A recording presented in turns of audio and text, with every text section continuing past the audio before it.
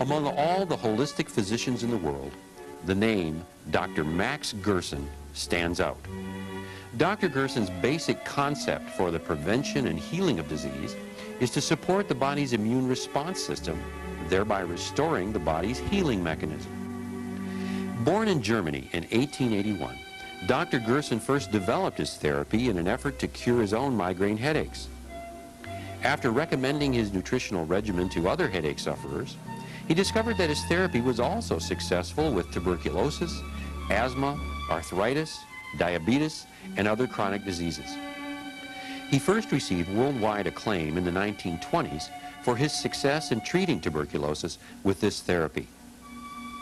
Max Gershon's legacy to the world is his concept and formula to heal and prevent our pollution-induced degenerative diseases. The Nobel laureate Dr. Albert Schweitzer wrote, Dr. Gershon ist für mich einer der hervorragendsten medizinischen Genies. I see in Dr. Gershon one of the most eminent geniuses in the history of medicine. Many of his basic ideas have been adopted without having his name connected with them. Yet he has achieved more than seemed possible under adverse conditions. He leaves a legacy which commands attention and which will assure his due place. Those whom he cured will attest to the truth of his ideas.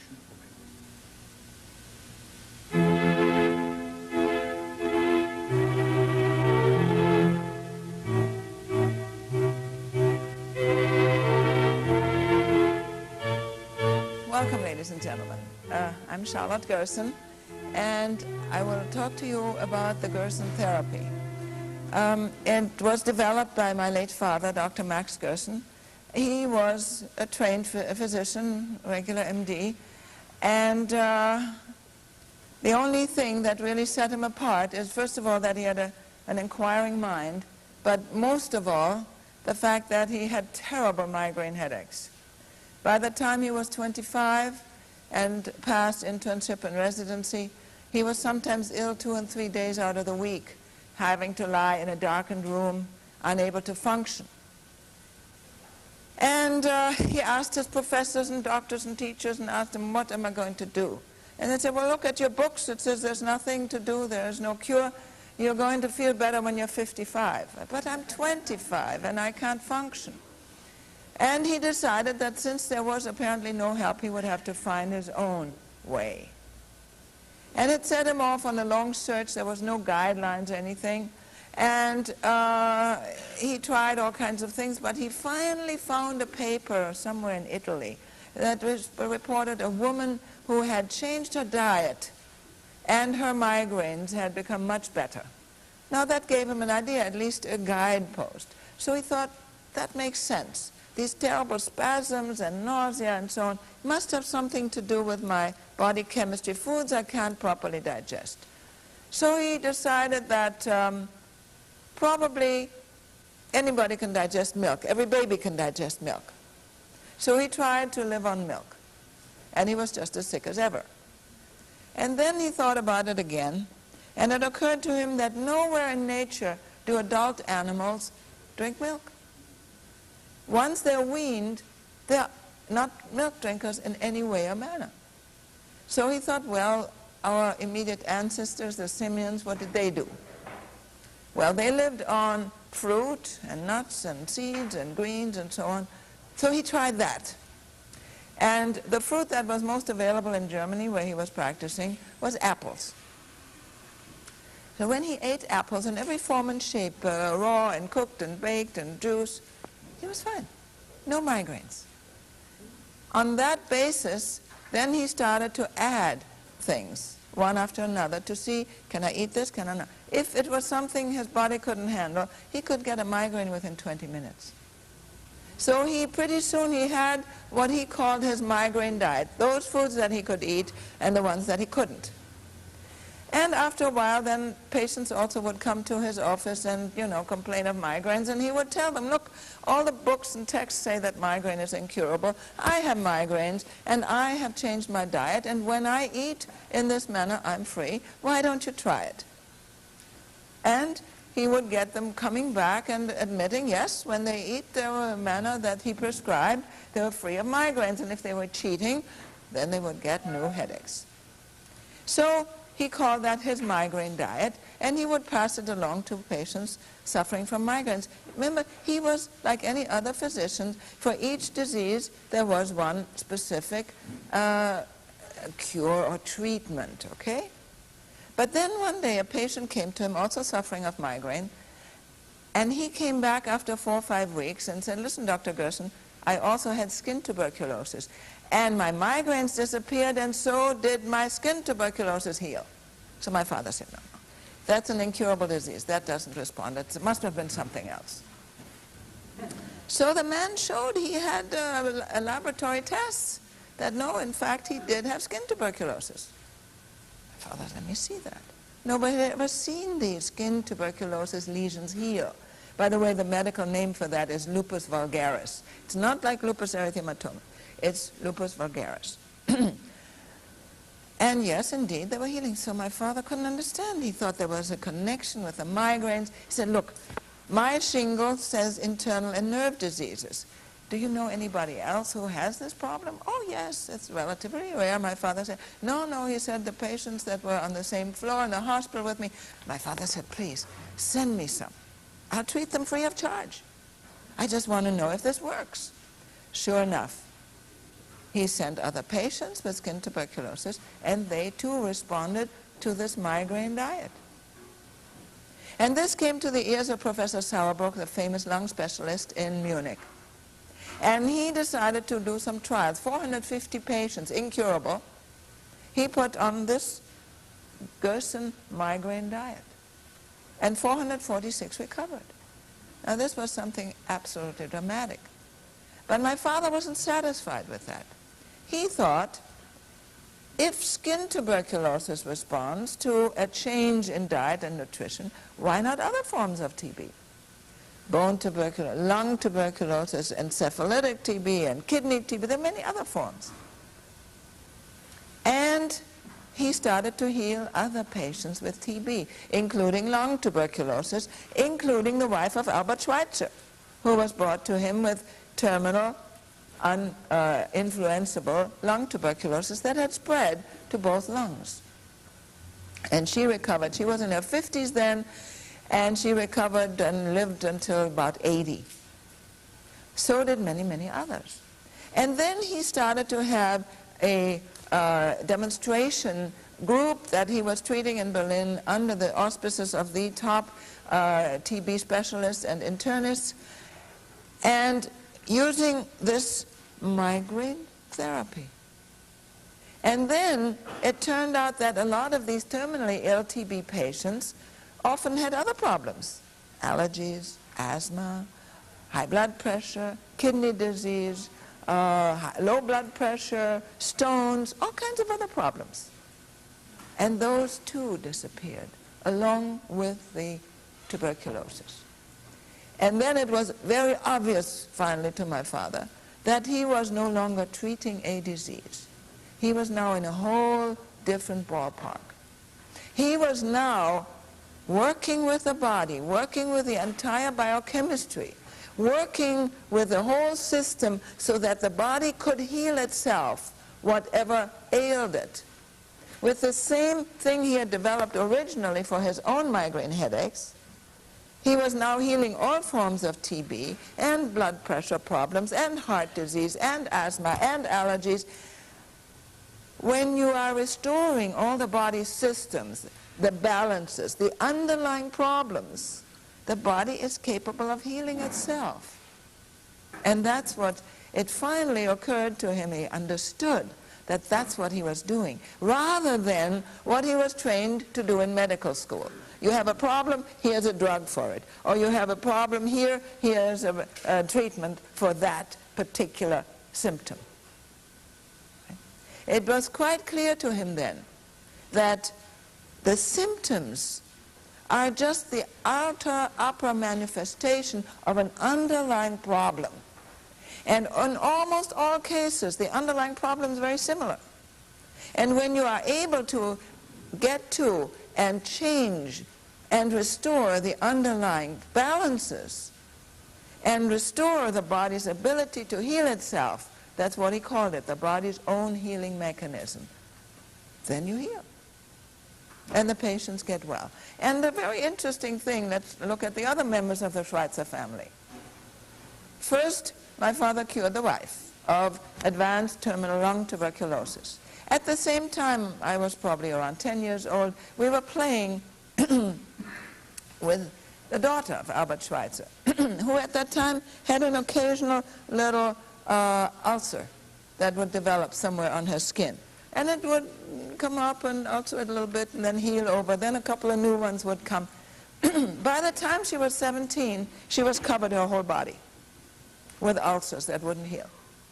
And then if they healed, then 2 new ones would come up. And she was sent all over the world for diagnosing. Because orthodox medicine, unless they have a name and diagnosis, they don't know what to do. And nobody had a diagnosis, nobody had a name for this disease. And finally she was brought to my father. It was found that this disease had been described 5 times in the entire history of medicine, and that it had no name and no etiology. Etiology means they didn't know where it came from. And you know what? My father didn't have a name for it, nor did he have an etiology. But he was by that time totally convinced that the underlying problems are similar, always the same. And by changing the diet and adjusting all the underlying mineral, hormone, enzyme balances, she healed, whatever it was. Nobody knows. What difference does it make? It didn't have a name, so she got well anyway. Some years later, Albert Schweitzer himself came to my father. Now he was suffering from diabetes. And in those days, diabetes was treated how? He was told, okay, if your body can't handle sugars and starches and so on, eat a lot of protein, right? Protein, protein, protein. So was eating protein foods and the chicken and the cheese and the eggs and the meat, and he was getting weaker and weaker, and circulation got worse and worse. And he was unable to work, and that meant he was not really willing to live. He was getting suicidal. When he finally came to my father. Now, he and my father corresponded. They were good friends. His wife and daughter had already been cured. But still, having diabetes, he decided it was a different disease from his wife's TB and his daughter's skin disease. So he first went to the diabetic specialists, like most people do, even though he had this in front of him already. So he came to my father, and my father put him on the same fresh vegetables, fresh juices, including potatoes, salads, fruit, for a diabetic? Yes. And after about 5-6 weeks, he was able to cut his insulin intake in half. After about 10 weeks, he was off insulin, he was well, he was active, he was functioning, circulation was back, and he went back to Africa to work. And as you may remember, some of you, he finally died at the age of 91 or 2, having, in the meantime, he was at my father's hospital in New York at age 75 with his diabetes. He died past 90, and he had collected a Nobel Prize on the way. Now, I can't promise that to everybody else. But at that point then, he had been at my father's clinic, and he saw many, many cancer patients coming in on stretchers and coming and limping and dying and walking away. And that's where, when my father passed away, he was still living, he wrote to my mother, "I see in Gershon one of the most eminent geniuses in medical history." Because now he saw people healing of all types of diseases. Okay, now what we see is, for instance, sadly, people like Michael Landon dying of cancer, pancreatic cancer, with liver metastasis spreading to the liver. When the Gershon therapy, we have recovered patients. Some of our patients call them up. They had recovered of the same problem. 5 years, 7 years, 8 years already. And he believed his doctors who told him, no, you're going to die and it's a terminal condition. He didn't want to leave his family. He wouldn't come to the hospital in Mexico. And when he was trying to do a little bit of the Gershon therapy, the doctor scared him. They'll kill you, it'll kill you. So they gave him 2 chemo treatments. In 2 treatments, he was dead. There are no recoveries with chemotherapy of pancreatic cancer with liver metastasis. 0. But we have these cases, and these people talk to him. Then the doctors say, well, they're not documented, but they are. We have the documentation, the biopsy reports. And first they go to the regular doctor. They get cut open, looked at, and the doctor says, sorry, there's nothing we can do. Close them back up. They are biopsied, they're documented. Then they come to us. But the orthodox doctor still will tell you, no, that's quackery, no, it's not documented, no, they're lying, no, it's not true. We ask them, we have since 10 years an open invitation. Come and look. Come look what we're doing. We'll show you the patients. We'll show you their documentation. We'll show you the biopsy report. Here, watch them getting well. You know how many American doctors have come to the clinic to look? This is Mexico, right? 0. They say it's quackery. Well, how do they know? It's taught to them. That's what they're told. The medical pharmaceutical establishment at this time, actually this was a year ago last November when these figures came out, and you know they keep coming up, going up and up. The figures for the cancer industry are now $100 billion a year they make. And the worldwide figures for chemotherapy alone is something like $60 billion on chemotherapy. Okay, I have a paper which I'll be glad to give, some of you might be interested, by an oncologist, an establishment man, who made a 10-year study of chemotherapy. He studied all of the available papers. He contacted other top-notch oncologists. He got reports. And he said after 10 years, he got confirmation what he had suspected all along, that chemotherapy doesn't work. But it's a huge industry.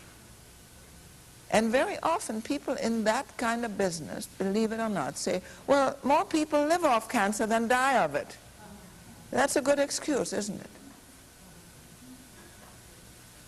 Anyway, on account of that, the doctors are indoctrinated that what we are doing is quackery. What we are doing is a ripoff. We had a young man who came to us, and he's written up in our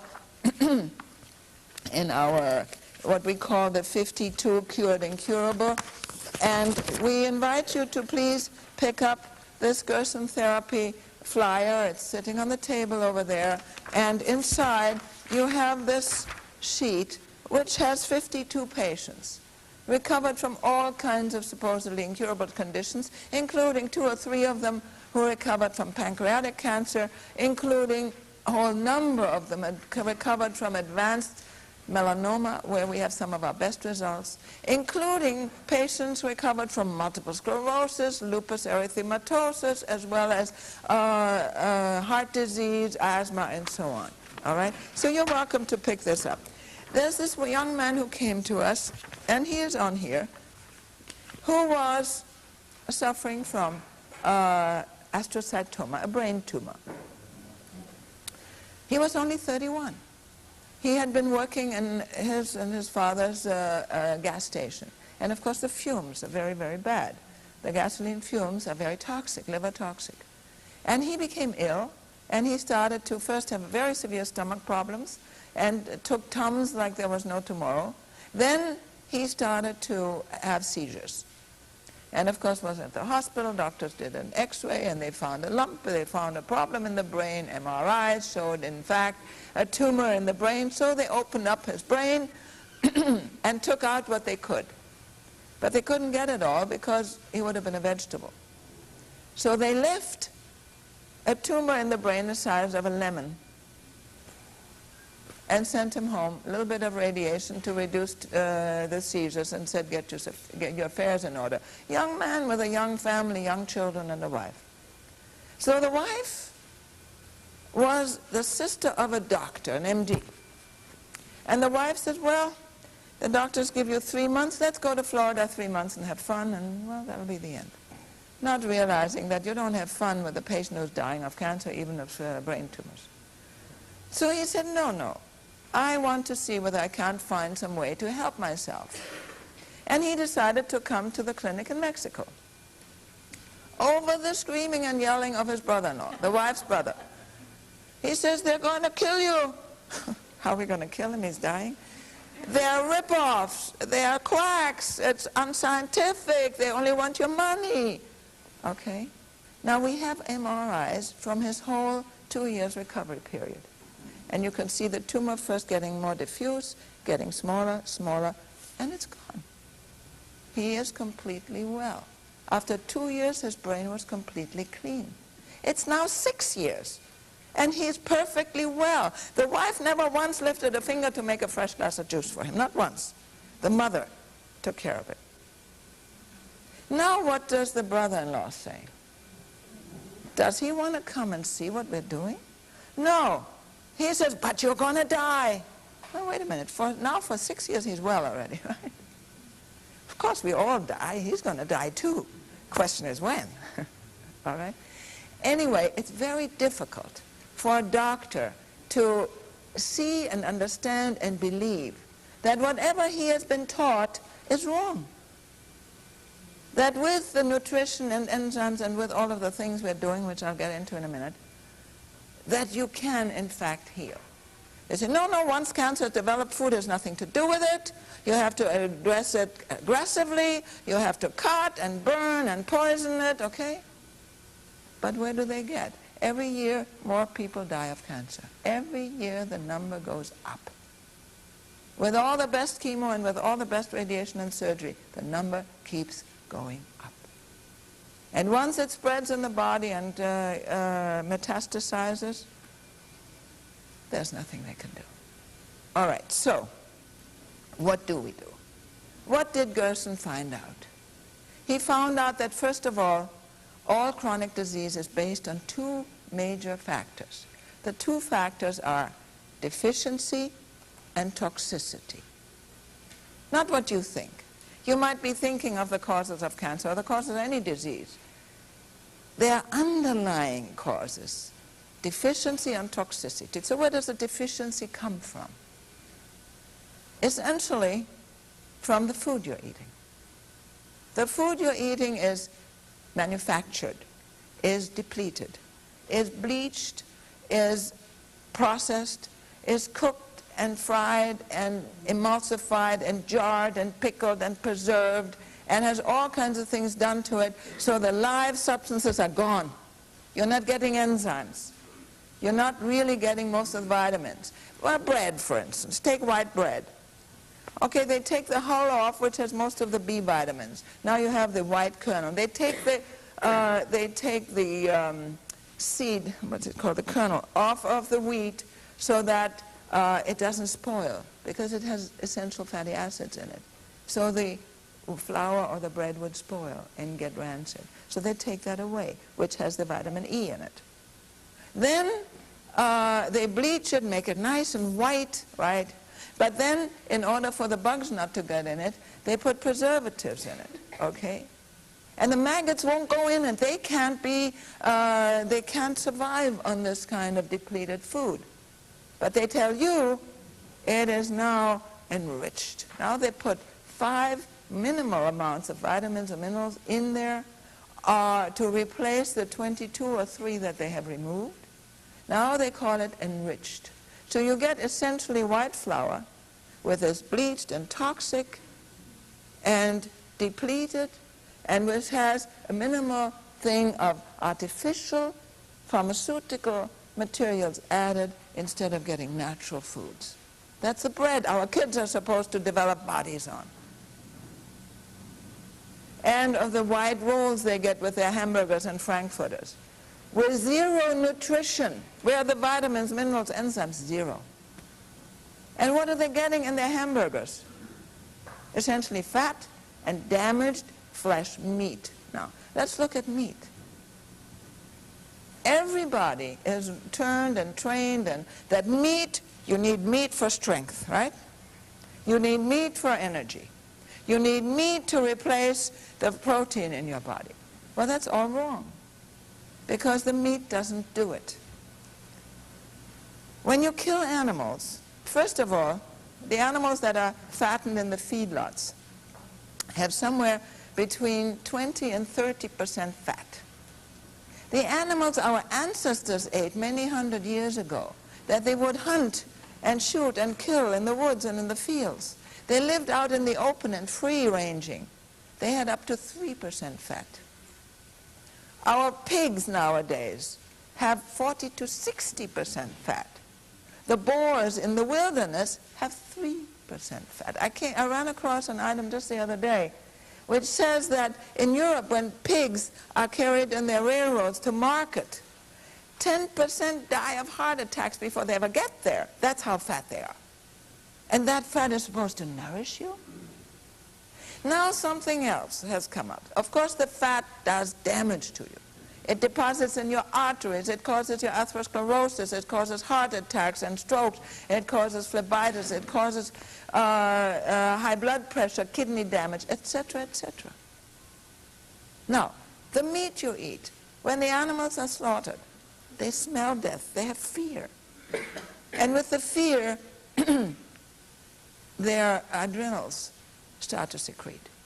And with the adrenaline in the blood, they are now killed, slaughtered.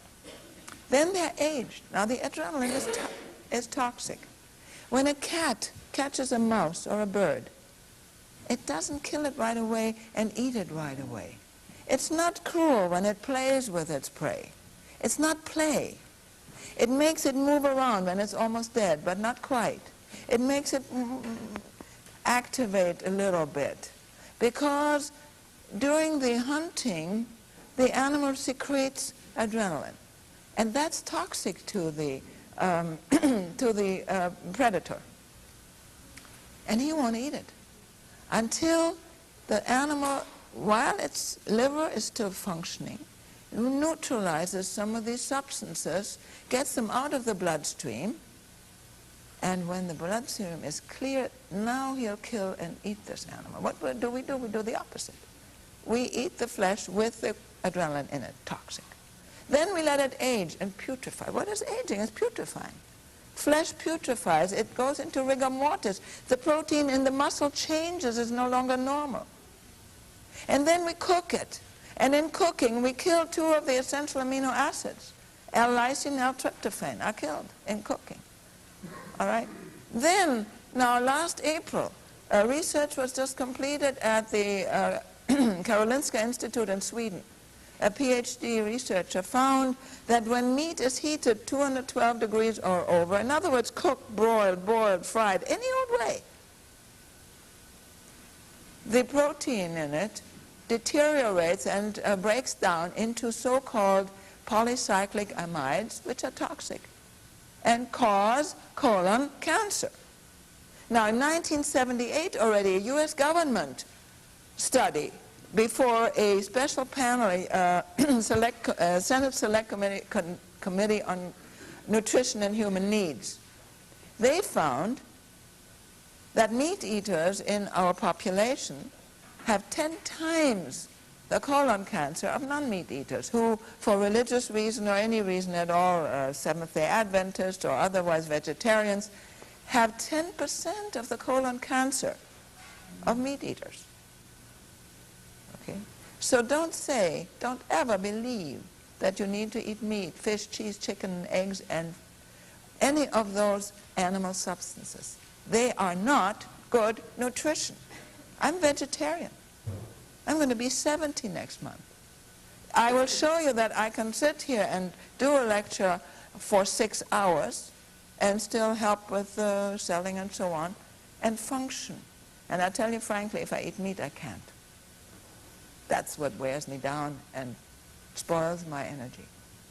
Okay? So that's the first thing. You want to eliminate almost all of the animal proteins.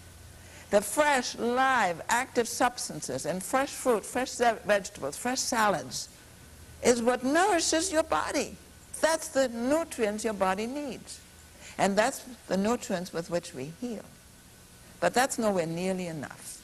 With the Gershon therapy, when we are getting terminally ill patients, severely depleted, where the body has actually collapsed and doesn't fight anymore, and the disease takes over and kills, then you have to do a lot more than just eat different. Now, with the Gershon therapy, we give the patients a fresh glass of juice made from organic fruits and vegetables, free of sprays and poisons. We give a fresh glass of juice every hour, 8 ounces of carrot juice with apple. Carrot, you know, beta-carotene activates the immune system. And they are very high in minerals, all the minerals you want to name. Magnesium and manganese and zinc and copper and, of course, calcium and potassium and the trace minerals. They're all there in carrots. Plus the beta-carotene. Plus, carrot juice has 1.4% protein. The right kind of protein, the vegetarian protein that your body can assimilate. It's an extremely valuable food. We also give the patients 4 glasses of freshly made juices from fresh greens, salad greens and various other greens, rich in cholesterol and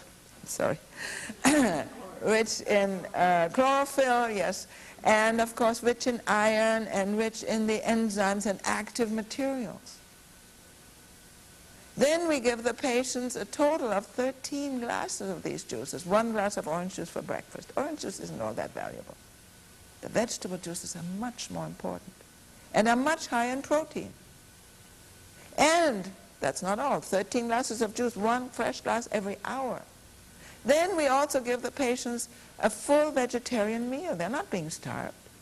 A full vegetarian meal, breakfast, lunch, and dinner, with fresh salad, fresh soup, everything freshly made, free of salt, free of fat, and fresh vegetables, baked potatoes or other forms of potatoes, and fruit. And guess what? Usually within the first week or so, they have appetite again. Also those who couldn't eat at all. Also those who were nauseated. Also those who've had chemo. They can eat again. And we can get all the nutrients in the fresh live form. So why don't we just give them pills?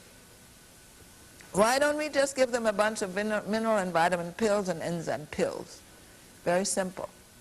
The more damaged the body, the more toxic, the more depleted, the less it can work with pharmaceutical chemicals. And that's what the pills are. It won't assimilate. We had a patient who came to us and she had been diagnosed with colon cancer. But for a number of months, she had taken a whole handful of vitamins because of a nutritionist who gave her all kinds of vitamins, handfuls of vitamins every day. But then somebody told her, well, you shouldn't really take that many vitamins, so she stopped taking them. About 8 months before she had a GI series and was diagnosed and they found the cancer, okay? 8 months she hadn't taken any of those pills, yet in the ascending colon they found dozens of them in the X-ray. They were not assimilated, they were not diluted, not digested, they were just sitting there. I mean, you can stuff them in your mouth. What shows you, what tells you, what guarantees that they're going to be dissolved and assimilated, that they go into your cell systems? But the fresh juices do. The fresh juices have another extremely important activity. When you drink 13 8-ounce glasses, let's see, 12 is 3 quarts, right? Plus the 13th, plus we also have the soup. It's almost a gallon of liquid a day. What do you think that does to your kidneys? Flushes out, starts to cleanse your kidneys. All right? So, the other problem that we have to deal with, toxicity and deficiency. Deficiency we are starting to build up with all those foods and juices. The other problem, toxicity. How do we deal with that? Now, that was one of the greatest genius contributions of my father's. First of all, to recognize the problem of toxicity, which orthodox medicine still doesn't recognize. If they did, they wouldn't give you pills. They wouldn't give you the high blood pressure medication and the blood thinner medication and the other drugs that you get for all kinds of problems and the sleeping pills and the whatever they give you. Because all drugs, please look it up in the physician's desk reference guide, don't take my word for it. All drugs, bar none, are liver toxic, have damaging side effects. So the damage, the toxins in the body, the toxins from your food, your bleached and emulsified and dyed and preserved foods that you've been eating for years and years, the excess fats and proteins in the fatty meats and fish and chicken and cheese and eggs that your body can no longer properly deal with and break down, these produce toxins in your body. And then once you develop disease, whether it's cancer or lupus or anything else, the disease tissue produces toxins in your body. Now, how do we get rid of those? I've already told you, the beginning is by flushing it out with a lot of live active substances with juices. Now, why don't we just drink water and take pills? Because water isn't always clean, and even if you drink distilled water, it doesn't give you anything. No nutrients go into your body. The body desperately needs nutrients when it's ill, chronically damaged. And the other way we do is Dr. Gershon developed, and I'm sure you've heard, of coffee enemas. Now, the colon, there are books written about the importance of cleansing the colon, and there's a book written by the title of Death Starts in the Colon and talks about enemas and cleanses. That's all very good. But the coffee is different. The coffee makes all the difference because the caffeine is absorbed through the hemorrhoidal vein into the portal system, and at the liver, it goes directly to the liver. And at the point of the liver, it helps to open the bile ducts. And for the first time now, the liver can get rid of these accumulated toxins, which otherwise accumulate in the liver, and block it. Toxins are also defined as enzyme inhibitors. So as long as there are toxins in the body, enzyme inhibitors, the enzyme systems can't work. You can't digest properly. You can't assimilate properly. You can't break down the fats and proteins to the end products. They accumulate in your body. They cause damage. Well, all of this has to be released, overcome. Plus, all the years and years that you have taken in food chemicals. Now, the FDA has approved something like 10,000 food chemicals of emulsifiers and dyes and food preservatives and all kinds of things that you put in cans and jars and pickled and preserves and bottled foods and in boxed foods and so on. All the preservatives and so on. They're all toxic. The FDA says they are safe. They're not safe. You're getting them into your system daily. They are not safe. You can't do that. But over the years, when you accumulate this stuff, your body is bound to deteriorate, is bound to eventually break down. Now, it's very important. There were two researchers in Japan by the name of Yamagiwa and Ichikawa who were painting rabbit's ears. Now, this goes back to the 30s. They were painting rabbit's ears with tars. Now, you know, tars are carcinogenic and eventually cause cancer. But they were surprised that it took so long for the cancer to develop. So after 3 months of painting all these rabbits, they took one group and sacrificed them and examined them. And they found that, yes, there was some damage to the essential organs. The essential organs being the liver, the kidney, the pancreas, the spleen, the heart, the brain, the lungs, the essential organs. But no tumors had developed yet. So they continued, the other animals, they continued painting their ears. After 6 months, they killed another group. No tumors had developed yet, not one. And they examined the next group. Now there was extensive damage to the essential organs. It took 7, 8 to 9 months before the first tumors appeared.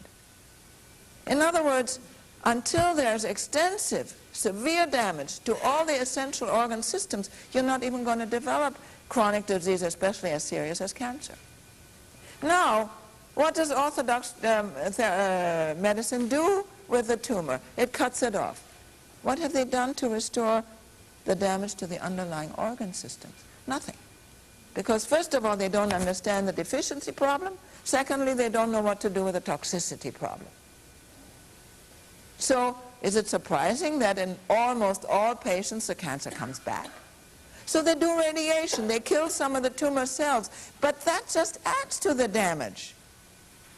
It can kill some of the cells, but new ones are going to develop because the body's defenses are not functioning. And they give chemotherapy. Now they poison the defenses. They poison the immune system. They poison the bone marrow. They poison the kidneys and the liver. That's supposed to cure anything? It poisons the tumor tissue sometimes a little faster than the healthy tissue. So often the tumors go down for a while, temporarily, until the rest of the tissue gives out too. And then it comes back. And then they do more chemo, but the new cells that develop are resistant to chemo. That doesn't work anymore. Therefore, it's really useless. It doesn't go. You can't do that. You cannot heal with poisoning. We do the opposite. We detoxify.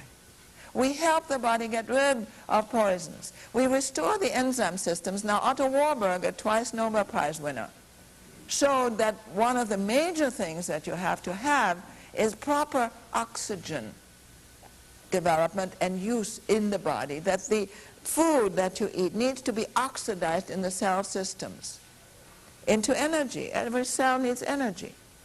Now, in order to do all of this, you need enzyme activity. Toxins are enzyme inhibitors, so if there's too much inhibition of enzymes, the cell system is no longer oxidized. Now they have to, in order to stay alive, they have to use this energy and turn it into fermentative energy to stay alive. But the fermentative energy does only one thing within the cell, and that was developed later, that was shown later.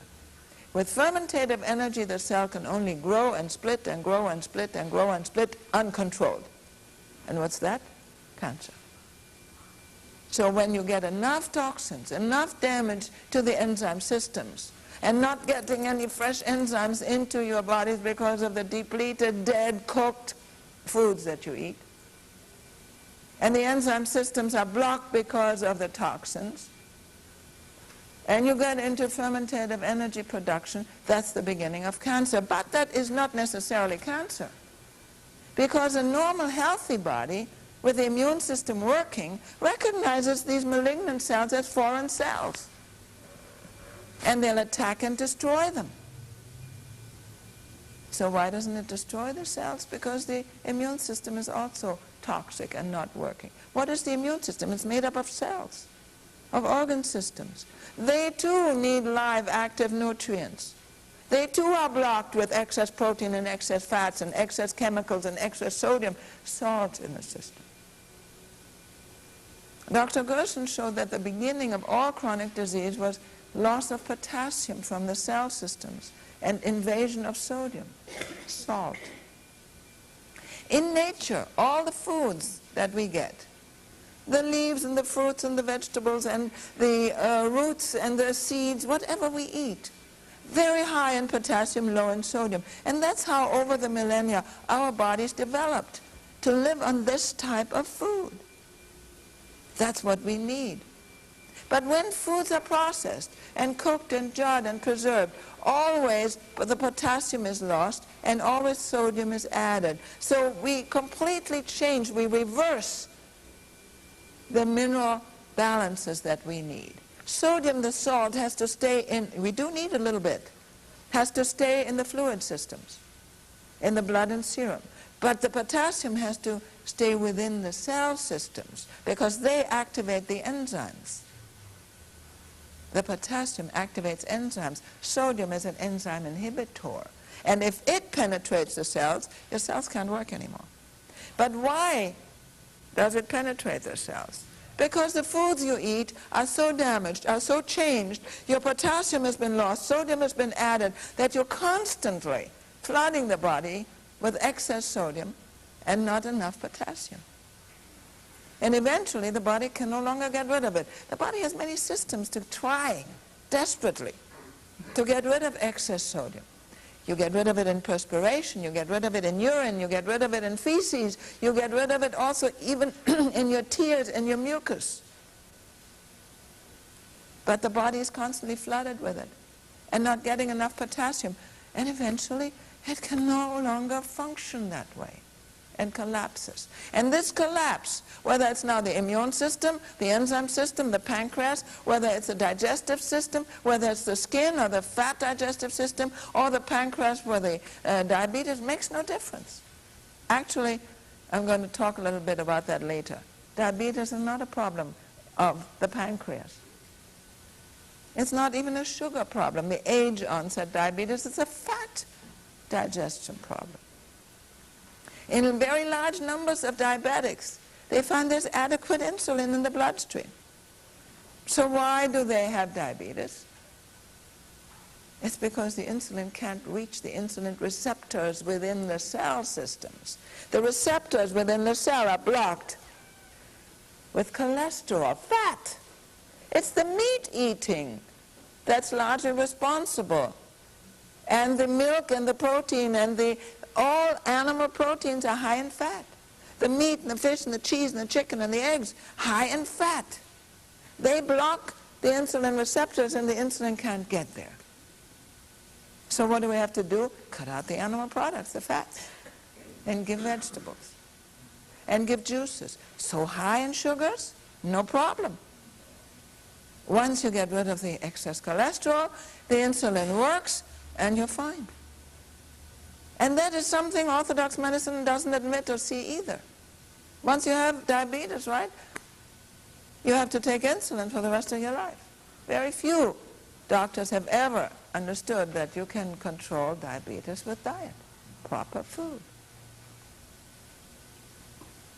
But it doesn't really matter what you call the disease. When you are able to flood the body with nutrients, as we do, with the 13 juices plus the 3 vegetarian meals, these patients are able to ingest the equivalent of 20 pounds of fresh food a day. 20 pounds. Now, there's no way you can eat that. But you can drink a glass of juice every hour, rich in all the nutrients. And they rebuild the organs, whether it's bones, whether it's the stomach, whether it's the liver, whether it's the kidney, doesn't matter. When those nutrients go back into the organ systems, the body heals. Let me give you an interesting example. We had a man who was only about 51. He had prostate cancer, unusual in a man that young. Usually comes 60, 65, 70. He was only 51, had prostate cancer, was discovered because he also had constant kidney colics. Very painful kidney colics. They couldn't find stones, whether there were stones or not, I don't know, it's immaterial. So he had the kidney colics and he had the prostate cancer. He was also on full disability as a fire chief because he had 3 herniated discs.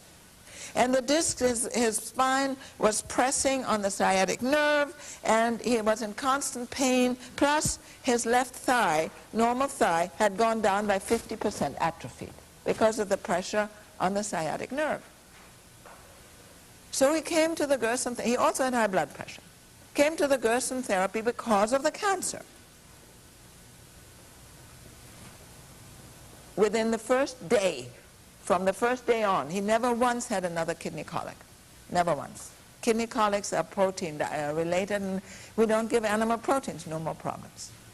His high blood pressure was gone in 6 days, as we have in most patients. Normal blood pressure. Drugs, no more drugs. Okay? Then he had the problem of the herniated disc and the cancer. And 2 years from the start of the therapy, he went back to the original doctor who was the head of oncology at the University of California in Santa Barbara, top-notch man, had himself re-examined, prostate's clean. And now he also had an x-ray of his spine. Now he was on total disability because of herniated discs, okay? X-ray of the spine shows perfectly normal spine, discs rebuilt, okay? And his thigh, almost completely, not quite 100%, 92.3% rebuilt. Unheard of, doesn't exist.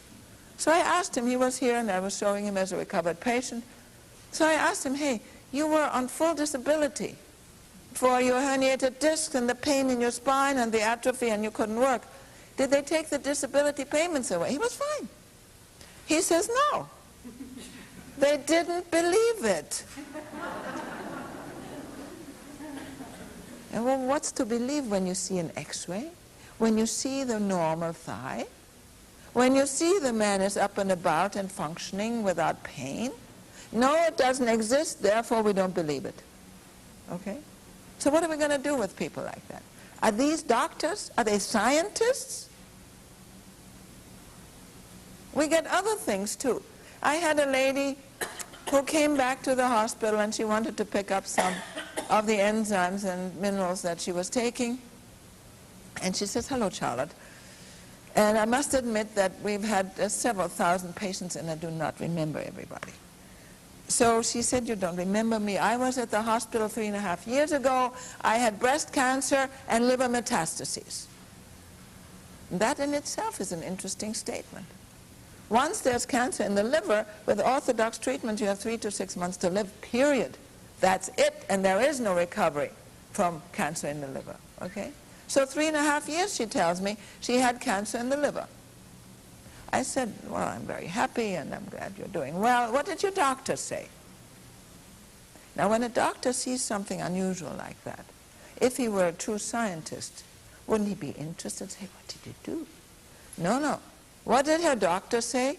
Well, whatever you're doing, keep doing it. It's doing you good. But don't bother me with it, right? He didn't want to know. Unfortunately, of course, it's not entirely his fault. There are laws. The law in California says any physician who treats cancer with anything but radiation, surgery, or chemotherapy is a felon, goes to jail, loses his license, and pays a $10,000 fine, so he can't do anything with it. Even if he knows. There are laws against healing cancer. The law now says if, for instance, a patient has cancer, has been treated with surgery, radiation, and chemo, and is failing and dying, the doctor is not allowed to try anything else. He must use only those treatments that have already proven to be failures. Which means the state now requires you to die, and that's unconstitutional. I do not believe that if that law were ever tested that it would stand up. But the powers, the chemotherapy and medical pharmaceutical powers with their billions behind them, keep this kind of thing going, and you and I don't have the kind of money to fight it. They can keep us in court for years. We don't have that kind of money. We can't pay for the lawyers. Okay? So the law stands, and you have to die because that's what the chemotherapy and chemical pharmaceutical trust is saying. It's very bad. Besides, not just in California, there are other states that have similar or the same laws. Why do you think we have to function in Mexico? That's the reason. If you want to heal, you can't do it in the U.S. Now, healing is very special. Healing, in my book, is not cutting out a bunch and cutting out a tumor, is not radiating a damaged area. Healing is not dealing with a symptom, which would just come back. Healing is not giving a drug that causes damage and causes new disease. If you take a drug for high blood pressure for long enough, you're going to get new problems. Then you get kidney problems and you have a drug for the kidney, Lasix or something like that. And that causes your potassium to be lost. Then you have to take other drugs. Pretty soon you're on a list of drugs this long and you haven't gotten rid of the disease. You just got new diseases because of the drug damage. That, in my book, is not healing.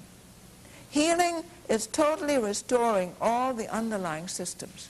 Is restoring the kidneys and the liver and the essential organs, the spleen and the lungs and the heart and the brain. Everything needs to be fully restored and function well. Then the body will heal. And as Dr. Gershon said, the body's own healing mechanism works again. And whether you are healing bones, or you're healing infections, or whether you're healing old chronic hepatitis, or Epstein-Barr, or this so-called chronic fatigue syndrome, or whether you're healing lupus, or anything else, or cancer, or diabetes, makes no difference. And that's where, of course, we clash with orthodox medicine.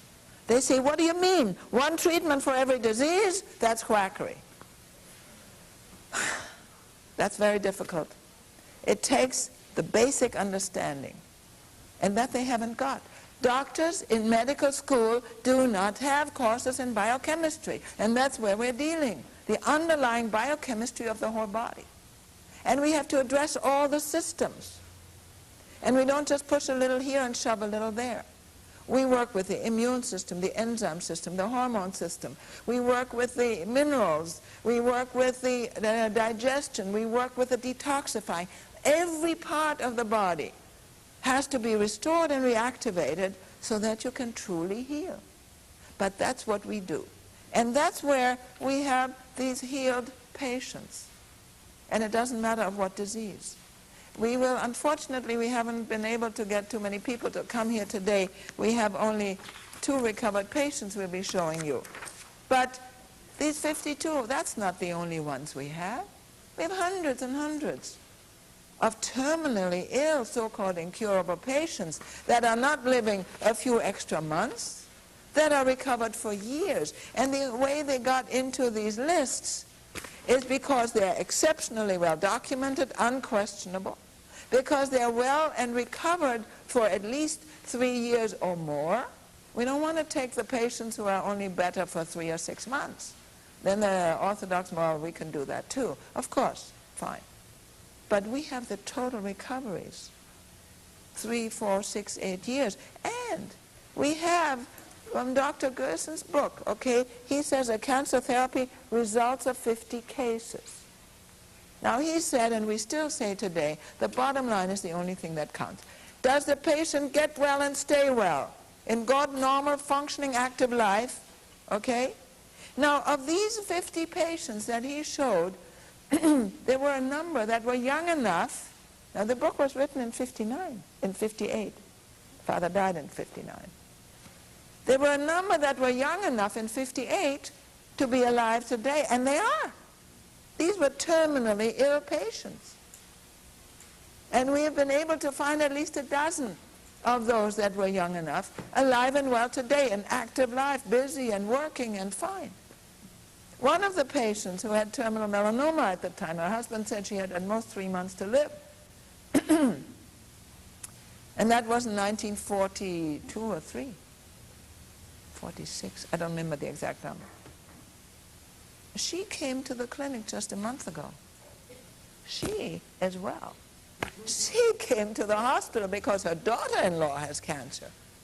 She is 74 and well, active and looking well and busy and with her family and her grandchildren, okay, in good condition after 45 years. That's healing.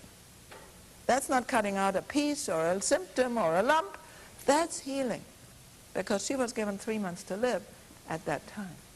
And many of these patients are still alive, and we are still finding some of Dr. Gershon's patients who were not in the book, because in order to get in the book, they've had to be well at least 4 or 5 years.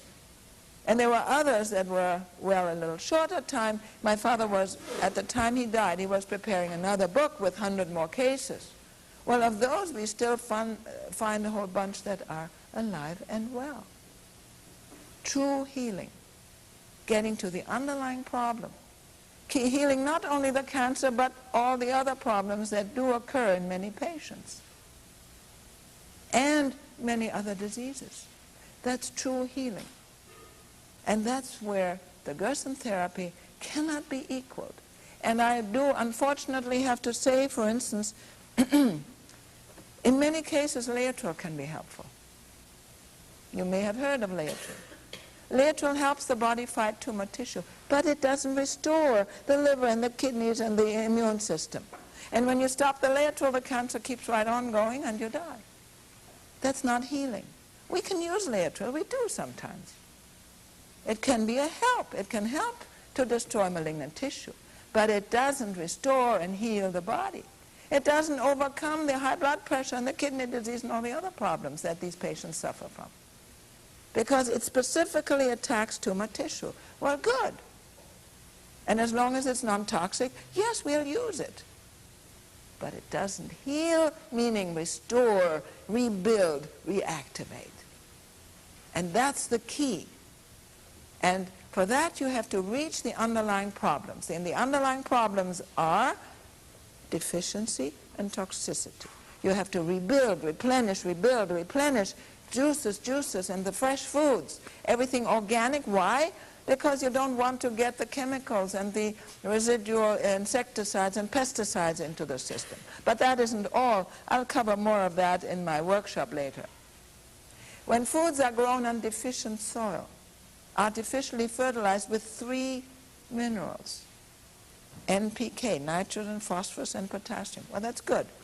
But the soil needs something like 51 or 2 minerals. Where's the magnesium and the manganese, and where's the zinc and the copper, and where's the calcium and all the other things the plants need, plus the trace minerals that should be there?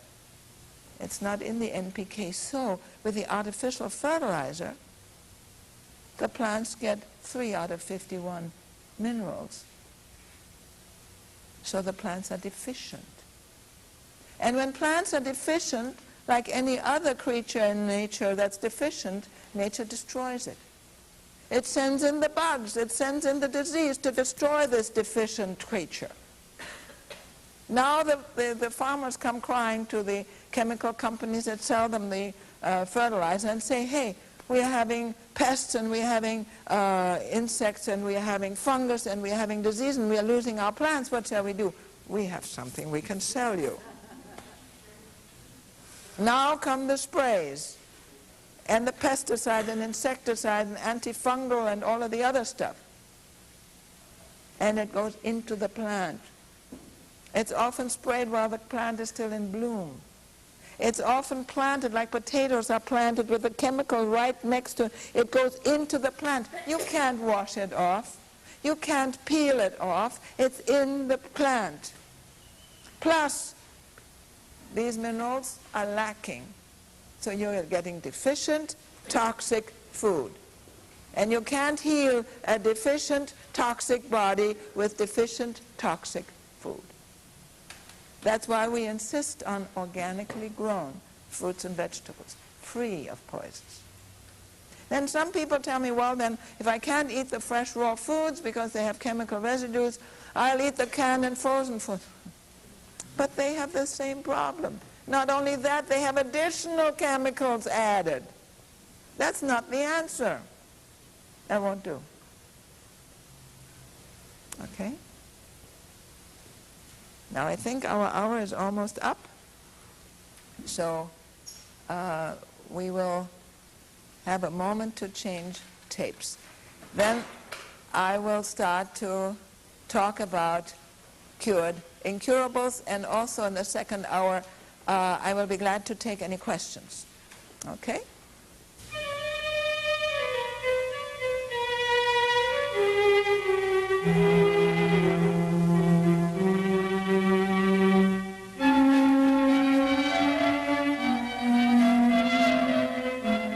Dr. Gershon felt, and that's why he put this way in his book, that the most important thing is not the theory, the most important thing is not the food and the juices, the most important thing of any therapy is, does it work?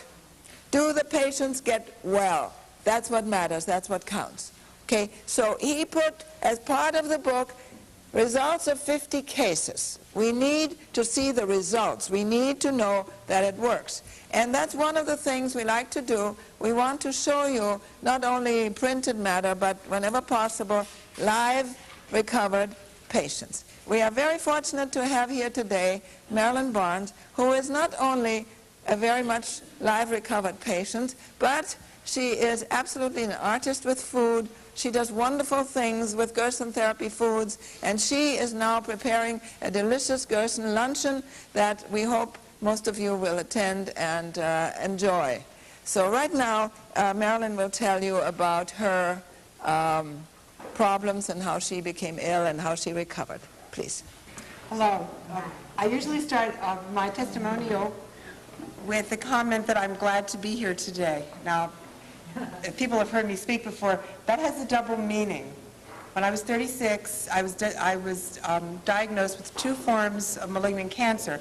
So when I say I'm glad to be here, I really mean it from the bottom of my heart. You know, I could be in another form, maybe just a memory today, if I hadn't found this wonderful book and some of the things I did. In 1979, as I said, when I was 36 years old, and that's quite young to get 2 forms of cancer, I was diagnosed with malignant melanoma stage 4. It was done as part of a biopsy, so there was actual proof, and also cervical dysplasia, cervical carcinoma in situ, which is a woman's form of cancer, and that was also pretty serious. All of the doctors, and I did see doctors, felt that I should have surgery and other treatment. In fact, one doctor said before he met me, "Bring your suitcase." This was on the telephone. "Bring your suitcase. I know what I want to do."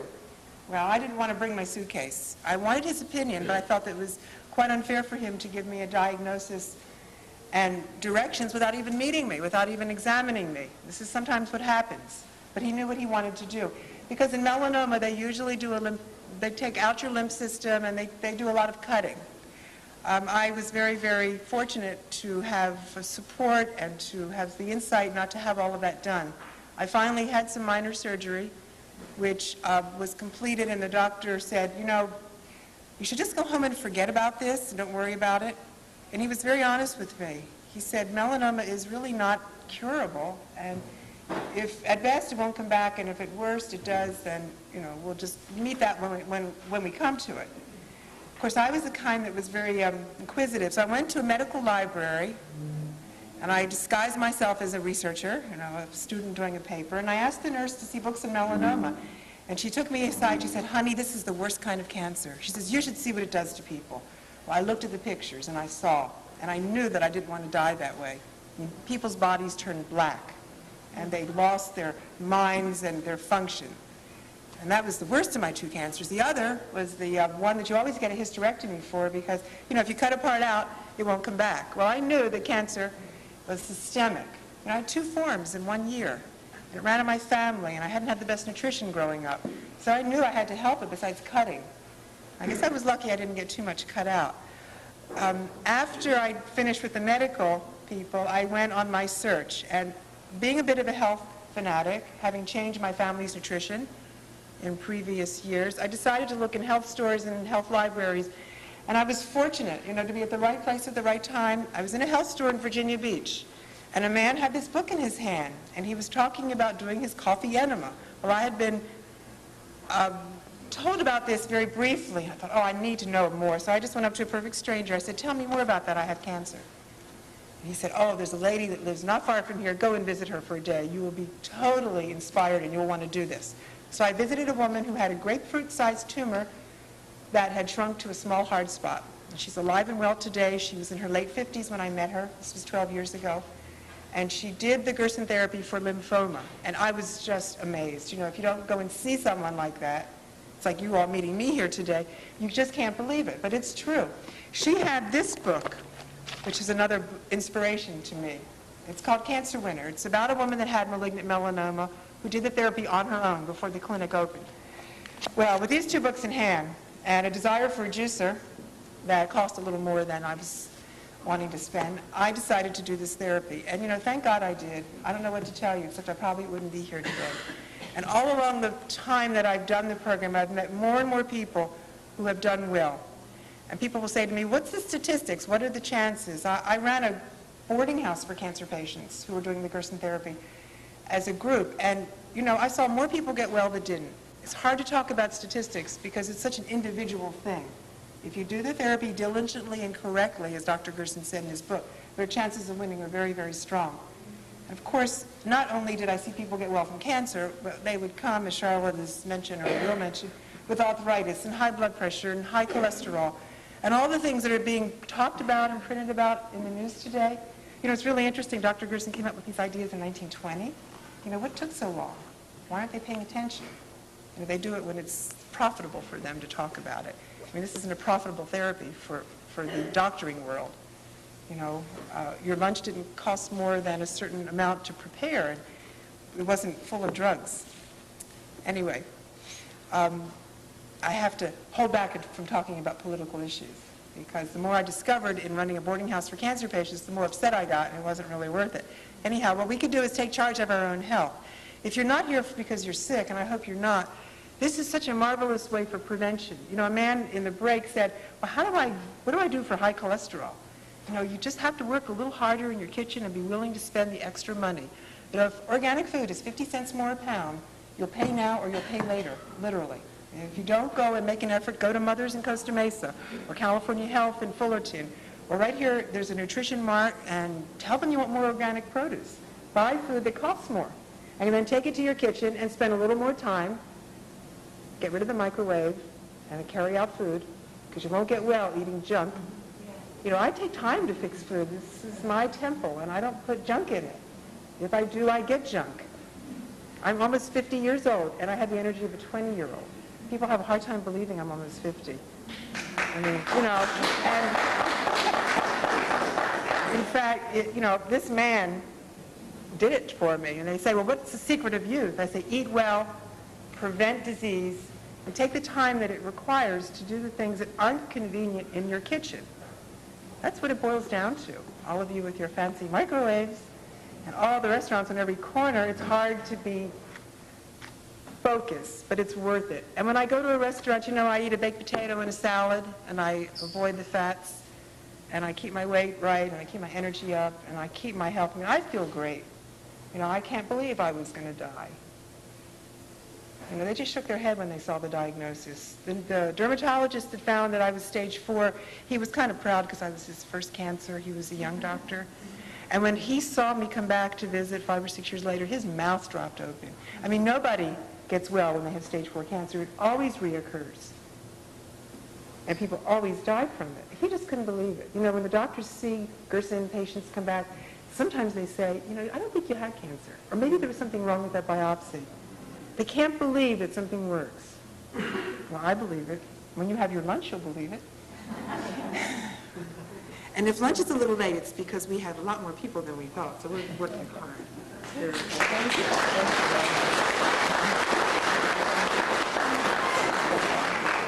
I'd like to add a little bit here to the situation with melanoma. It so happens that with the Gershon therapy, we have absolutely exceptionally good results with melanoma, the kind of cancer that doctors simply give up on.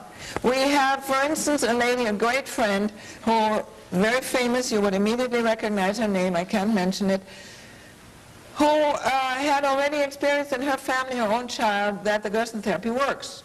And she is buddy-buddy with a top-notch man who is in control of Sloan Kettering in New York. And she told him one day she wanted to investigate alternative therapies. She said, if I'm going to investigate any kind of cancer specifically, what kind would you suggest I look into? And without hesitation, the answer was melanoma. She said, fine. She knew we did very well. We have exceptionally many recovered cases of melanoma. So she said, fine, well, I tell you what, I'm here now in New York. Why don't you let me study your cases and make an analysis of your cases, and then I'll study theirs and compare. So they hummed and hawed a little. Now, this is Sloan Kettering, New York, one of the world's top centers. Where did the Shah of Iran go? Right here, a little money. Sloan Kettering. So they hummed and hawed about looking at the melanoma cases. Finally, they came out and said, look, we don't have any cases because all the melanoma patients die, so we throw their records out. All right? So we don't have any cases. In other words, no recoveries. And we have dozens, hundreds. By the way, not only Jackie Davison's book, which is no longer available in book form, she gave us permission to put it this way. Not only, she had hundreds of tumors, too many to count. She was doing it alone at home because there was no hospital at that time. And she's alive and well today. It's over 15 years. She gives her story. There's another lady who had melanoma who writes up her story. Very delightful book. This lady is a good writer. She was writing for BBC in London, and with humor and pathos and charm, and delightful book, how she recovered of melanoma, arthritis, diabetes, the works. Okay. Now, we also want to make sure that you understand that this is not a treatment for melanoma, period. Okay? It is not limited to any kind of cancer. We have right now a lady staying at my house who was at our hospital 20 months ago. When her cancer was first discovered, it was cervical cancer, had spread to the uterus, had spread to the pelvis, had spread into the abdominal wall, and she had tumors also in her breast and lymph nodes in her shoulder. It was inoperable. They gave her no chance. Well, we can use a little chemo, but, you know. And before she ever thought about chemo, she had managed to hear about the Gershon therapy. She has been at our hospital for about 2-3 weeks. She is now 20 months. She is totally recovered. She is clear of cancer. She is running and jogging, preparing for Olympic running, full of energy on vegetarian food, okay? No meat. She is well. And that's what counts. Now we have a lady here in the audience. Would you like to come up for a few moments, please? Okay. And you have a difficult name, Zavadovsky? Zavadovsky. Okay, Roz, right. That's easier. Okay, Roz. Say Roz Z when I Okay, Roz. You were a patient at the hospital. in 1986. 1986. What was your problem at the time? Well, from 83 to 86, my legs were oozing, I was losing all my electrolytes, my body was red. It was almost like a lupus. My immune test came out, just the doctor in Covina, Dr. Privatera, gave me different immune tests, and they were very extensive ones, and they were just like a cancer's immune. I mean, I had no immune system. No, very weak immune system. Yes, just like a cancer patient. And when friends saw me, they hadn't seen me for a while, they burst into tears because one friend had been through Auschwitz, and he saw me. He said I looked like someone that he'd seen in the concentration camp, because I was usually very nice and round, but somehow my immune system got run down. We had a new baby in the family, and daughter had a car accident, and I kept running back and forth and not sleeping very much, and so I just gradually, and when I ate fruit, I would break out terribly. And when I went to Charlotte's Gershon Institute, instead of giving me orange juice, they gave me watermelon juice because I was allergic to orange juice. Yes, we deal with special individual problems, and you know, whether it's any special functions or allergies, makes no difference. We can deal with it. And I met a man there who had black legs that they wanted to amputate from Canada. His legs were pink like a baby's. They'd used a German ozone treatment on his legs. Everybody got such individual treatment, and when I went there for 1 week, I ended up staying 3 weeks because the food was so delicious, and it was just incredible. I knew I could never get such organic, wonderful food anywhere else. And so that was it. I mean, that was my recovery, just 3 weeks there, and then going home. And over the years, I've seen, there was a lady from Canada that was given up by the Canadian government. I think they had a reciprocal policy there, and she saw tape, and she came through a neighbor, and her liver was so metastasized that they'd given up in Canada. And in 10 days that I was down visiting at the Gershon Institute, in 10 days her liver picture came back, changed. I mean, you just see miracles like that. I mean, it's just incredible. And I'm so glad that Charlotte and Norman are going all over the country, because this word of mouth is the only way that you can really, because your neighbors. I've taught kindergarten, I've seen little children die of cancer. It's so unnecessary. I mean, if everybody just tells somebody else, it's just so easy and so simple. So. Thank you very much, Rose. I really appreciate your coming. Thank you. All right. If I live to July 1st, it's 46 years since I had the treatment from Dr. Gershon. I had melanoma in the ankle. I had 2 operations on my ankle on my left leg, and then it went into the upper muscle to the inside of the leg and into the lymph glands. And I was operated on for that. So totally I have had 3 operations for melanoma sarcoma. And then from that, I went to Dr. Gershon. I heard of Dr. Gershon through a friend of mine who lived in Alabama. She had heard the broadcast that Graham Swing did, and she called New York. I was in the New York hospital, and told us about Gershon, and I went to him. That was September of 1946, and I was on the diet 3 years. The second year, I was so healthy, I became pregnant, and Dr. Gershon was delighted. I believe that I'm the first patient that had had cancer that also got pregnant. And what he told me was, he knew by that fact that I was well. And I had a baby girl. She is now 42, and she has always been healthy.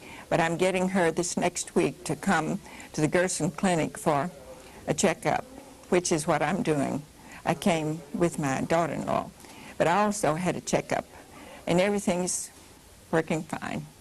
They gave me 3 to 6 months, and by doing something as simple as eating the food and drinking the juice and taking the medicines that would bring about a chemical balance of the cells, anyone can get well. But so many people that I've known through the years will start the diet, but they want to have a little of this and a little of that, and it doesn't work that way. But it worked with me because I didn't vary.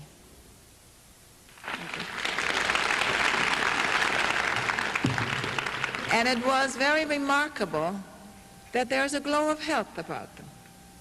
And you do want to remember that a whole number of them had cancer and were dying. And others have other diseases and were told either there was no help for them or that they would die. It doesn't have to be. There are other diseases that'll kill you. It doesn't have to be cancer. Ed had a small mole on the back of his neck for many years, and in '54 it started to grow and was removed. Biopsied melanoma. And it had metastasized. And the surgeon recommended a radical neck dissection. Now, do you know what a radical neck dissection is? They take a whole part of the neck and some of the arteries and the muscles and all of this out, really mutilating. It looks like you have only half a neck left. You do function, but it is no help. In almost every case of melanoma, you get a radical neck dissection, that's great. Then it comes up somewhere else. We have one patient, I don't think he's here, he's described also in the book, who had one of these radical neck dissections, and within 5 months, just for your information, the whole area of the surgery and the scar tissue was full of new melanoma. Cutting out a piece does not help, as you are now aware of from my previous lecture, does not help. So Ed very wisely refused. He also had glands already swollen under both armpits and in his groin, so he came to Dr. Gershon in New York. And after very few days, was it about a week or so, most of the lumps and bumps had disappeared. About 7 days, Ed says. It's interesting that particularly with melanoma, which is a very, very violent, highly malignant type of cancer, we have some of our best results. The body most rapidly recognizes these foreign tissues as malignant, digests them, gets rid of them, and the body recovers. You'll see other melanoma patients here. Now, Ed, about 7 months after he was on the therapy, he was taking a niacin, which is part of the therapy, and he got a heavy flush, an unusually heavy niacin flush. You know, when the face sort of prickles and the ears get red and you get a little prickly on the top of your body. It's just vitamin B3, it's all it is, and it helps open the capillaries, which is the idea. Well, Ed got one of these niacin flushes, was just before Christmas, and he was quite convinced that he had gotten a divine healing. And he went off the therapy. And his body was not yet healed. So after 1 month, he started to get a new tumor on his right breast. Another month, it had grown larger, and he could no longer stand a jacket on it. It was hurting. Another month was close to Easter. He couldn't even put a shirt on anymore. He was in pain. Called Dr. Gershon in New York. What did Dr. Gershon say? He said, I will send you a letter telling you what to do, but immediately go back on the original therapy. And I did that. He said there will be pain for about a week in your, it was right in my right nipple, this recurrence. It was almost about 10 months after I had had the first excision of a lymph node in my neck. And so he said, go back, and in about 7 days your pain will stop, but you'll always have scar tissue in your nipple. Well, I happen to have a responsive system, and I had no pain about the second day, and my nipple is very soft, never has had any scar tissue. Wonderful. Okay, so that time then, Ed stayed on the therapy as he was supposed to, the full time. And then he went off the therapy. Now he eats quite regularly, quite normally. He eats out in restaurants, he eats otherwise. And as you see, how many years later is it now? 27. 27 years later, he is fine. Thank you for coming.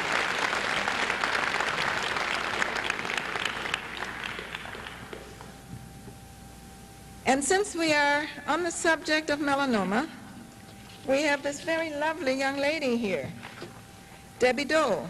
Come on up, Debbie, will you? And where's your picture, Juno? Debbie, who is now 29. 27. Sorry about that. Aging me. Oh, dear. She's 27. All right. Debbie led a pretty poor lifestyle for a while. She was a waitress in a restaurant, and she had access to lots of drinks. She was drinking tequilas, was it? Tequila. Tequilas. It's not only alcohol, there's salt around the edge. That's pretty bad. She was smoking. She was drinking a lot of coffee and eating not very good foods. Anyway, about 3 years ago, right? It was 3 years ago? She had a first tumor, melanoma, on her arm. They cut out the tumor, diagnosed it, and found it was melanoma. So then they did a deep excision. You know, they really cut. They scraped down to what, nearly the bone, not quite. And they said, we got it all. Did they tell you that? They got it all. And how long did it take till it came back? 6 months. 6 months. She had a new one under her arm. They wanted to cut again. Cut it out. Cut and cut and cut. Well, she said, wait a minute. I had an operation. I already cut it out. They already told me it was all gone. How come it came back? And what do you expect when another operation? And she refused. And she came instead to the Gershon Clinic. That was how long ago? In August of 78. In August of 78, so that's 3 months and roughly 3 years and roughly 2 months. The tumor went down and disappeared. How long did that take? A month. Took about a month. You see, it already takes a little longer than it used to take in my father's days, because people are more toxic, more damaged. It takes a little longer, but in a month, melanoma tumor had disappeared. And Debbie stayed very close to the therapy for 1.5 years. Is she still staying close to the right food? She still drinks some of the juices. She still takes good care of herself, and she remains well. No new tumors. She's well, she's active, she lives in the Bay Area, and she does help other people there when they're interested in going on the therapy to find sources for foods and vegetables. She is lovely and helpful and wanting to help others, I guess partially in gratitude for her healing. We have another lady here now by the name of Rosamund Ray, who, where is Rosamund? She had a malignant polyp in 1953 in the intestinal tract. She had blood in her stool, she had pain, weakness, and they had a rectal surgery at Stanford University Medical School, did the biopsy. Now this is something I'd like to stress. We never do our own biopsies. We have been accused of lying and cheating and falsifying and quackery. We never do our own biopsies for that reason. Patients always come with a biopsy already. from Stanford, all the way from Stanford to Boston General, all the way from Mayo to MD Anderson's. They are not our word. They are the word of the top authorities, that these patients do indeed have the disease that they claim to have, that are diagnosed by the orthodox institutions, their own records, not ours. And it was a malignant polyp 13 centimeters up from the rectum. The doctor said that without a colostomy, she had less than 10% chance for survival. She went to Dr. Gershon's New York clinic in October of 1953. She got married in 1955, and here she is, 28 years later. Do you have any words for us? Oh, yes. Actually, not too much. Thank you. Actually, I nearly bled to death because the cancer really ate through into a blood vessel, and the blood just poured out of me. So I really got into a real emergency, and that's what made them do the diagnosis, although I'd been having bleeding for quite a long time. But it was wonderful the way I healed up. You know, I would have examinations month after month while I was on the Gershon diet, and it got till the doctors couldn't even find a scar in my colon as to where the cancer had been. It was really wonderful. And furthermore, I had always had terrible migraine headaches, and Dr. Gershon told me, he said, you'll never have a headache on this diet, and you'll never have a cold. And it was true. That's the way it was, too. Now, I'd like to introduce you to another very charming young lady, Diana Powell, who had severe rheumatoid arthritis. She was virtually wheelchair-bound. She was stiff and swollen in all her joints.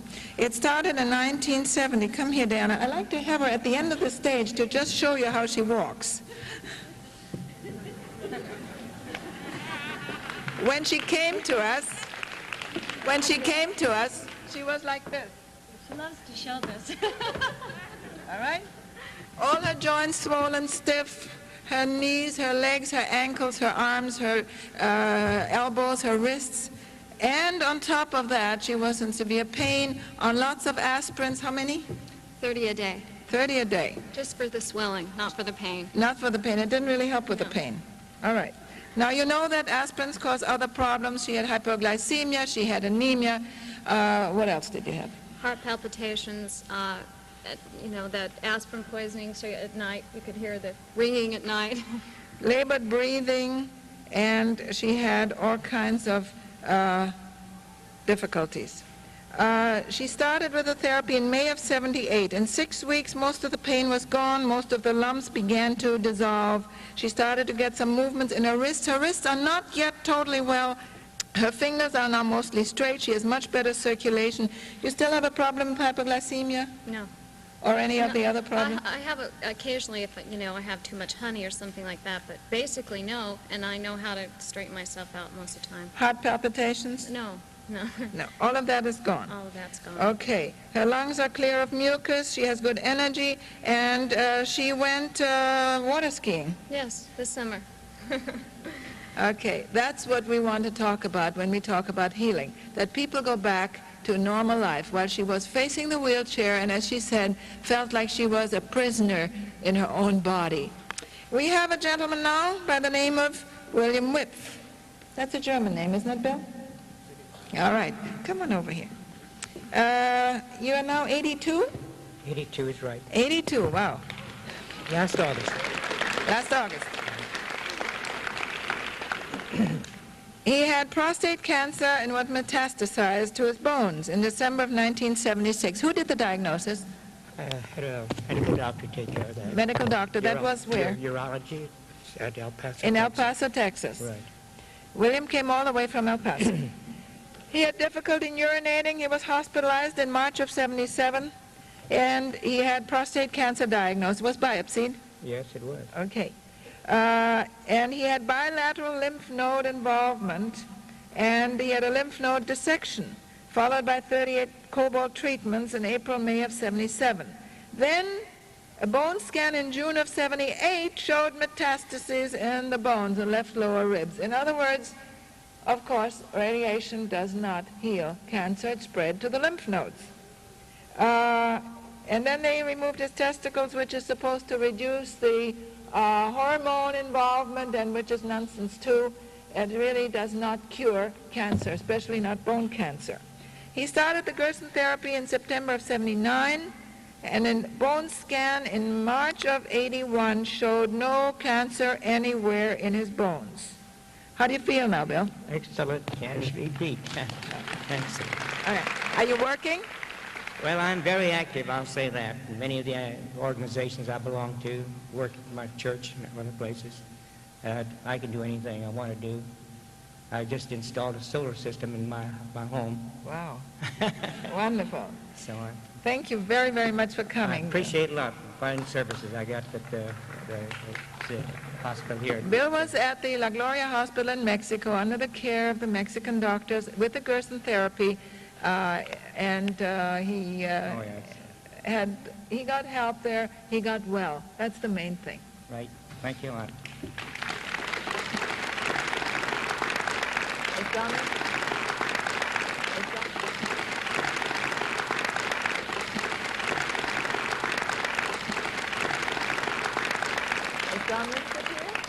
Oh, yes. Okay, now I'd like to continue to I am permanently on the Gershon therapy. I only eat organically grown fruits and vegetables. I eat, of course, no meats and fish and cheese and chicken and eggs. I drink the very juices that all the patients get, and I have the machine and I make juices, all from organic foods.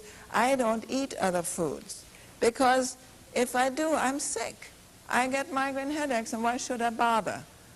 Okay, now let me give you a little bit more information about migraine headaches. They're so interesting. My daughter-in-law, who has had a couple of bouts with cancer before she met my son and married, my daughter-in-law, when she found out about this therapy, was delighted. For years she'd been searching for something to keep from having recurrence again with cancer. So she is very much into all of the things, including coffee enemas. She is also a physical therapist. She does massage therapy. And one of her clients lives just down the road from her in Carmel, and she comes regularly every week or other week for her massages, but she has a terrible problem with migraine headaches. So one day, my daughter-in-law takes her courage between her two hands and says, "You really want to get rid of your migraine headaches?" "Oh, yes." "Well, the answer is coffee enemas." "Oh, coffee enemas, what are you talking about? That's terrible, that's nonsense, that's disgusting, no way." All right. She never said another word again. And the lady kept coming back for her massages every week, every other week, for a year. Until one day, she calls up my daughter-in-law and says, "I am absolutely miserable. I cannot survive this way. I want to die. I can't stand this any longer. None of the drugs I'm taking is working. I'm just so miserable. I want to die. I'll do anything." So my daughter-in-law says, "Anything?" She says, "Anything." "Okay, come on over. I'll help you." She comes over to the house. My daughter-in-law fixes her coffee enema, puts it up in the bathroom, tells her what to do with it, closes the door, and leaves. Okay? You take the coffee, you lie on your right side, and you let it absorb. If you can, you hold it about 10, 12 minutes, and you expel it, okay? 20 minutes later, the lady comes out of the bathroom. She says, "It's a miracle. I'm free of pain. My headache's gone." Okay? In other words, the toxins are removed. The liver has been cleared. The toxins are removed. The body functions. The pain is gone. We see the same in cancer patients. They come in on morphine, on codeine, on scopolamine, on all these heavy drugs. And usually within 2-3 days, with the right food, the potassium and the coffee enemas, the pain is gone. Then we had another interesting case right here in City of Industry. A man from Lebanon. He has a very elegant men's fashion store. I get a call out of the blue, never met the man. He says, "You know, I want to thank you. It's such a wonderful thing. For 10.5 years, I've had hives. I have gone to every kind of doctor, and he has plenty of money.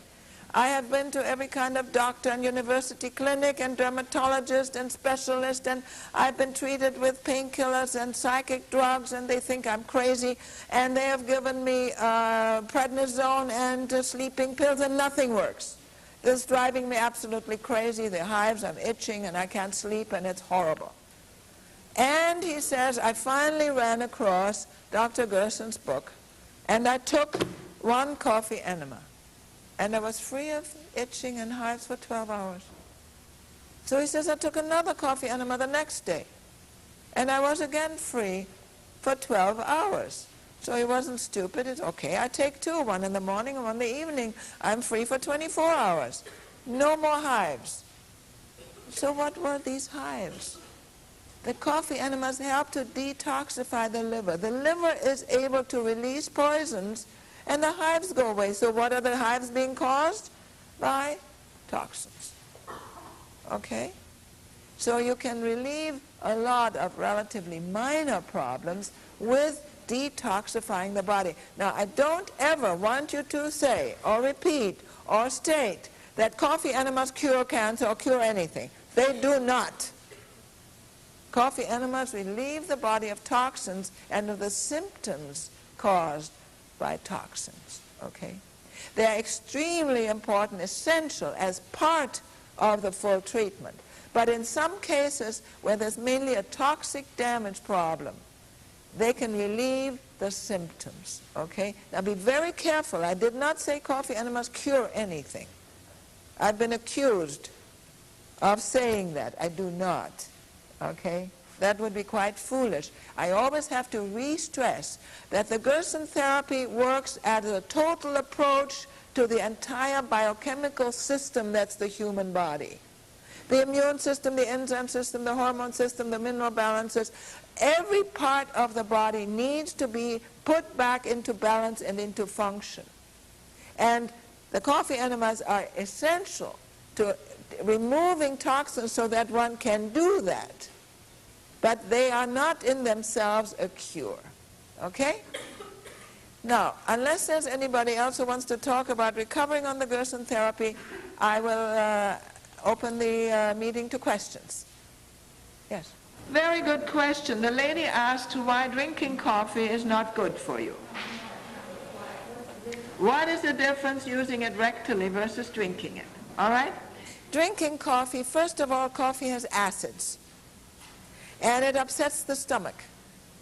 And coffee causes capillary spasms, and it causes rise in blood pressure when taken by mouth and through the stomach, okay? The acids of the coffee do nothing to the colon, no problem. You never have any stomach problem due to acids. Okay, the problem of the capillary spasming doesn't happen either.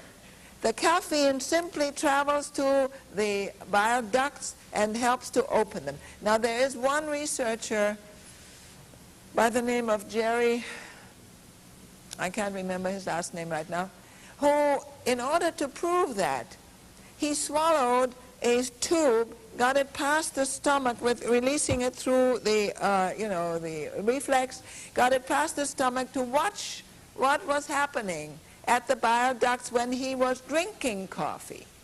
He drank the coffee, and he could see the ducts spasming over and soaping over and doing just the opposite of what they were supposed to do. Then he put the caffeine into the rectum with this tube still in place, and he could see where these same ducts were now opening up and allowing the bile to flow. So it does apparently just the opposite, and I can't exactly tell you why, but it's been observed, it's been studied in animal experiments, also at the University of Göttingen in Germany. And it is definitely the way it works. Okay? How long would you need to do coffee enemas after you have shown you're free of disease for maintenance? Would you need to? That's a good question. The question is, how long would you do coffee enemas after you feel you're recovered and you're well? We go into the coffee enema problem in the workshop a lot more in detail later as far as treating patients and so on. in the beginning, you need to get rid of accumulated toxins from years and years of wrong eating.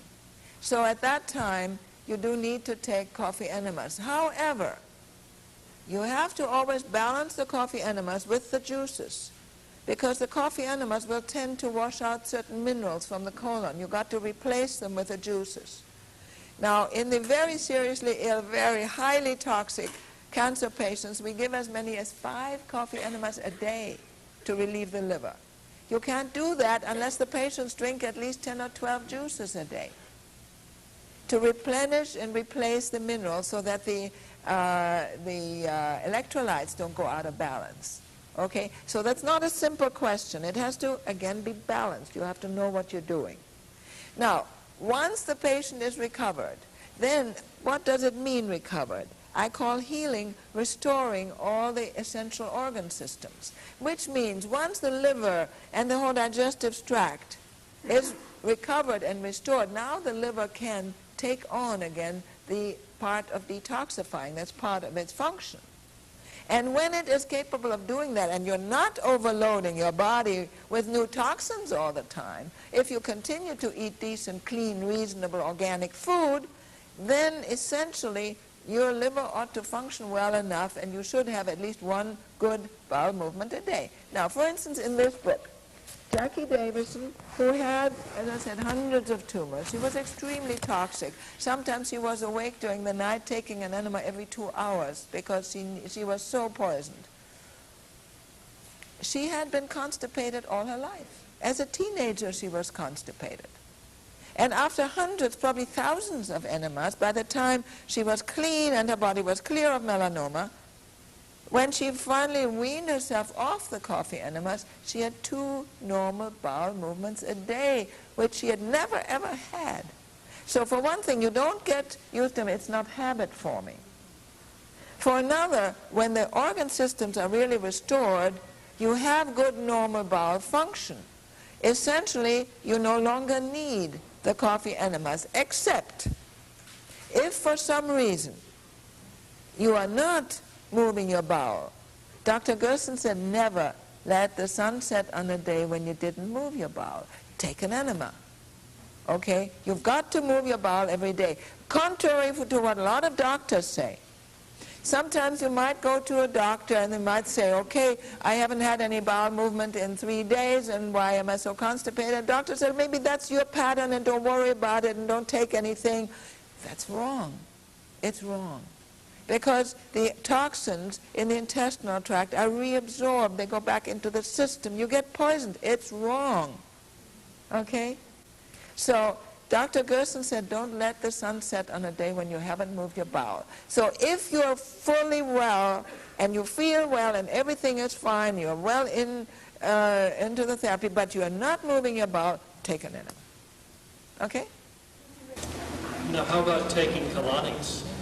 Dr. Gershon said in the book, just where he describes how to do coffee enemas, just below the heading that says enema, in very large fat letters, he says, no high colonics.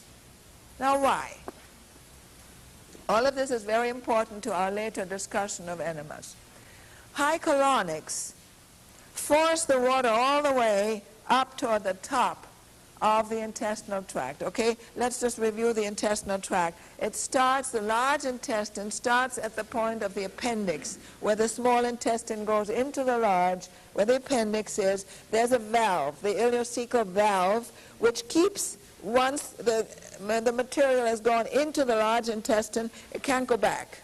It keeps it from back flowing, okay? Now, at that valve, you start your large intestine, and it goes up toward the liver, where you have the hepatic flexure, which is where it bends at the liver, goes over toward the spleen, where you have your splenic flexure, in other words, the bend, the corner of the spleen. Then it goes down and goes into the sigmoid. It makes sort of an S curve, so it's called the sigmoid colon, into the rectum, and then, of course, that's where it's collected, and you defecate. All right. If you force water all the way into the top of the intestinal, the large intestine, you wash out everything.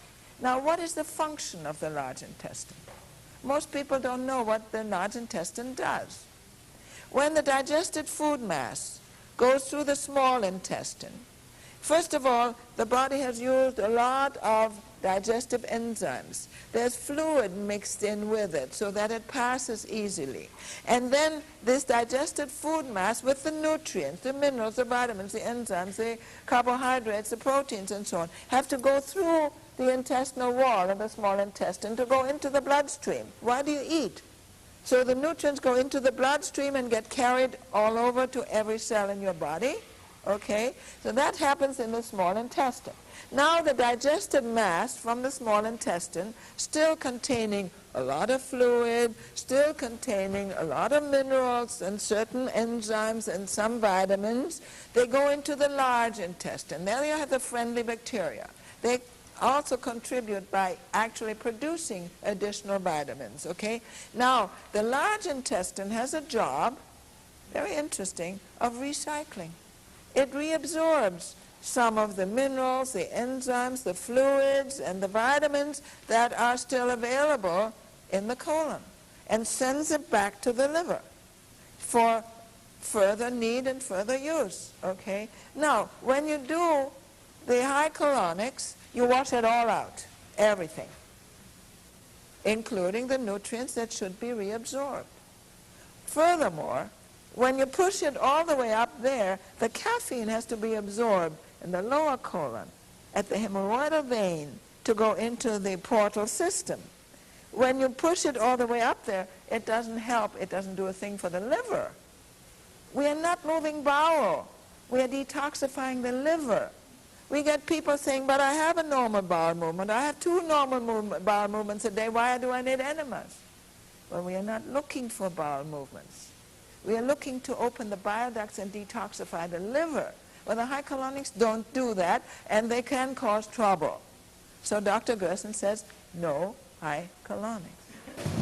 How about female hormones for osteoporosis? How about female hormones for osteoporosis? Is it curing it? No way. Osteoporosis, what's the cause of osteoporosis? Meat eating and milk and cheese. These products are very high in phosphorus, and for the body to balance it, it needs calcium. And the calcium you take in pills doesn't work. So it takes the calcium out of the bones. So the first thing you want to do is stop eating meat and drinking milk, the very things the doctors give you. Drink lots of milk. Okay? It will not work. All right? But not eating meat and not drinking milk, then getting your calcium in the proper sources. What's the best source of calcium? Green leaves, the green juices, the carrot juices. And you see, that's another thing too. It's always a mistake to take a mono food. Meaning, if you feel you need vitamin C, you take a pill of vitamin C. It's a mistake. If you feel you need calcium, you take a pill with calcium. The body can't deal with a mono food. Nowhere in nature comes food in a single substance. The food, the calcium has to come together with other minerals, with enzymes to lodge it in the bones, with the oxidizing materials, and clear of fats, and especially the stomach has to have acid.